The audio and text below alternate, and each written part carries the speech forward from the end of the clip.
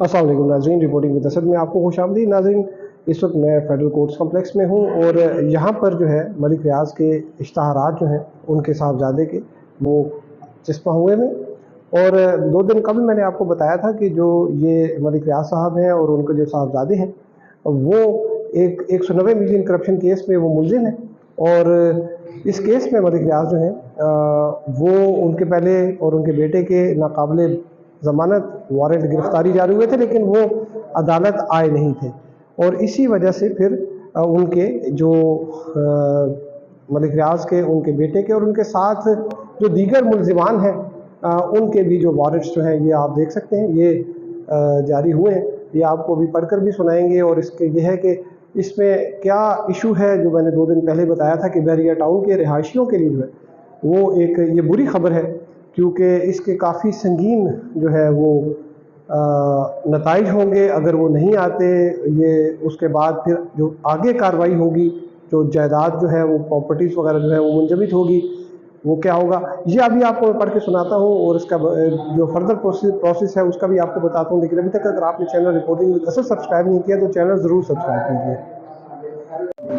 नहीं, ये जो प्रोक्लेमेशन हैं जिनको इश्तहार कहा जाता है, ये प्रोक्लेम्ड ऑफेंडर्स जो हैं ये उनके जारी होते हैं जो अदालती मफरूर होते हैं। ये आप देख सकते हैं कि ये 6 ये प्रोक्लेमेशन हैं। और इसमें अगर आप देखें तो ये सबसे पहला जो है प्रोक्लेमेशन ये मलिक रियाज साहब का है। और ये लिखा है कि in the court of mister Mohammad Bashir, जज accountability court 1 Islamabad, proclamation reference number 19/2023 state versus Imran Ahmed Khan Niazi. इसमें नीचे लिखा है कि where as a reference has been filed before me that Malik Riaz Hussain, son of Malik Ashik Hussain, resident of house number 3 street number 89 sector G63 Islamabad, has committed offence punishable under section 9 read with 10 of the National Accountability Ordinance, and it has been returned to a warrant of arrest thereupon issued that the said accused Malik Riaz Hussain cannot be found, and whereas it has been shown to my satisfaction that the said accused has absconded. Proclamation under section 87 CRPC is hereby made that said accused Malik Riaz Hussain, son of Malik Ashik Hussain, is required to appear before the court to answer the said reference on 6 January 2024। ये 6 दिसंबर को जो है वो उसके जो है वो date issue हुई है। ये जज मोहम्मद बशीर जो है उनके साइन भी हैं। और अगर आप ये देखें तो ये अहमद अली रियाज है, सन ऑफ मलिक रियाज हुसैन, ये इनका है। और ये भी यही लिखी है और डेट भी यही है। साथ में ये फ़रहत शहज़ादी, जिनको फ़रह गोगी कहते हैं, ये उनका है। और इससे नीचे जो है ये जुल्फ़िकार अब्बास बुखारी, जुल्फ़ी बुखारी, ये फ़रह गोगी जो है इनके ऊपर ये इल्ज़ाम है कि इन्होंने ये डील में ये भी इसकी हिस्सेदार थी। और जो जुल्फ़ी बुखारी के बारे में ये कहा जा रहा है कि ये इमरान खान साहब के फ्रंट पैन थे इस केस में। और ये मिर्ज़ा शहज़ाद अकबर हैं, मिर्ज़ा शहज़ाद अकबर हैं, इन्होंने ये डील कराई थी। और ये ज़ियाउल मुस्तफ़ा नसीम है, ये वकील हैं, ये मिर्ज़ा शहज़ाद अकबर साहब के जो हैं ये मुआविन थे। मिर्ज़ा शहज़ाद हैं वो मुआविन ख़ुसूसी थे अकाउंटेबिलिटी के। और वो आपको याद होगा कि मिर्ज़ा शहज़ाद अकबर हैं, उनकी वीडियोस भी आई थी, वो मलिक रियाज से मिल रहे हैं, उनको बैग्स वगैरह जो है वो अपनी गाड़ी में रख रहे हैं। और ये कहा जाता था कि शायद उन्हें को काफ़ी पैसे से जो है वो वहाँ से मिले हैं।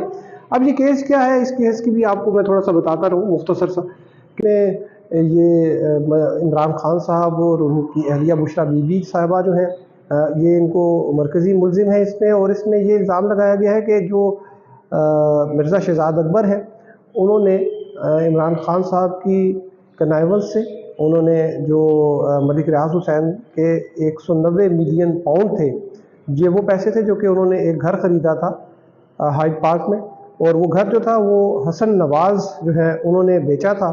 और देखिए जो उसके पैसे यहाँ से गए थे वो मनी लॉन्ड्रिंग के ज़रिए गए थे, किसी कानूनी चैनल से वहाँ पर नहीं गए। और इसी वजह से जो बरतानिया की जो नेशनल क्राइम एजेंसी है NCA जिसको कहते हैं, उन्होंने वो रकम जो है वो फ्रीज़ कर दी थी, और उसके बाद उन्होंने पाकिस्तान से रब्ता किया कि ये आपके पैसे हमारे पास पड़े हैं जो कि आपकी हुकूमत के पास जाने हैं।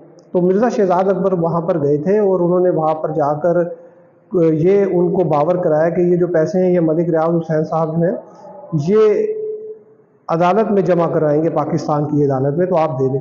तो इसमें एक कॉन्फिडेंशियल डील जो है वो हुई, और उसके बाद फिर वफाकी काबीना से इसकी खुफिया मंजूरी ली गई। एक सील इन्वेलप था, उसमें यहाँ पे अप्रूवल ली गई, और उसमें कुछ जो वफाकी काबीना के जो लोग थे, अरकान थे, वो इसमें कोई वादा माफ गवाह भी जो है वो हमें पता चला है कि बने हैं।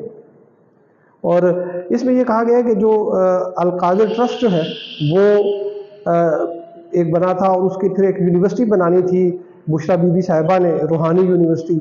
तो उसमें मलिक रियाज हुसैन जो है उन्होंने एक उनको ज़मीन दी, और साथ में कोई 25-30 करोड़ रुपया जो है वो फंड्स भी जो है वो उनको दिया मलिक रियाज हुसैन ने। यहाँ पर फेवर मिली थी 190 मिलियन पाउंड की, उसके एवज़ जो है मलिक रियाज ने ये अल-कादिर ट्रस्ट की ज़मीन और साथ में उनको पैसे दिए थे।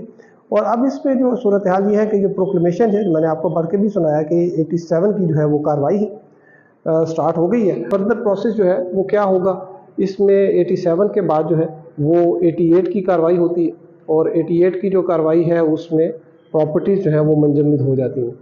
और इसमें जो बाकी जो लोग हैं, जो बाकी मुल्ज़िमान हैं, उनके पास तो खैर इतनी ज़्यादा कोई लंबी चौड़ी प्रॉपर्टी नहीं है, लेकिन जो मलिक रियाज और उनके बेटे अहमद अली रियाज हैं, वो बहरिया टाउन के जितने भी फेजेस हैं उनमें वो जो ज़मीन है, जो टाइटल है वो उनके नाम पे है। वहाँ पर जो कमर्शियल एरियाज़ है, वहाँ पे जो बिल्डिंग्स हैं जो उनके बहरिया टाउन की हैं वो इनके नाम पे हैं, और वहाँ पर जो गाड़ियाँ हैं और जो बैंक अकाउंट्स हैं। तो अगर ये चीज़ें मुंजमद हो जाती हैं तो बहरिया टाउन में सारे जो तरक्याती काम हैं, जो वहाँ पे सर्विसेज चल रही हैं, जो मेंटेनेंस के काम हैं, वो सारे रुक जाएंगे। और फिर जो अगर ये ऑक्शन की तरफ जाती है अदालत, अगर मुल्ज़िमान ने सरेंडर नहीं किया तो फिर शायद मज़ीद मुश्किलात होंगी रिहायशियों के लिए भी वहाँ पे। ये पहली मौका है कि प्रोक्लेमेशन जो है वो जारी हुई है मलिक रियाज हुसैन की। इससे पहले जो है उनके वारंट्स वगैरह तो बेतहाशा जारी हुए, लेकिन वो आके मैनेज कर लेते थे, प्रोक्लेमेशन तक बात कभी नहीं गई थी। ये पहली दफ़ा है कि उनकी प्रोक्लेमेशन जारी हुई है, और अगर वो 6 जनवरी को नहीं आते तो फिर नेक्स्ट जो प्रोसेस होगा वो उनकी जायदादों की तफसील मंगवाई जाएगी, और फिर उसके बाद उनको अटैच किया जाएगा। और जब ये इस केस कंक्लूड होगा तो फिर अगर वो नहीं आते तो वो ऑक्शन करके उनकी प्रॉपर्टी नीलाम की जाएगी। आपको इस हवाले से अपडेट करते रहेंगे, हमारे साथ रहिएगा। अब तक के लिए तो हमारे साथ रहने का शुक्रिया। अल्लाह हाफ़िज़।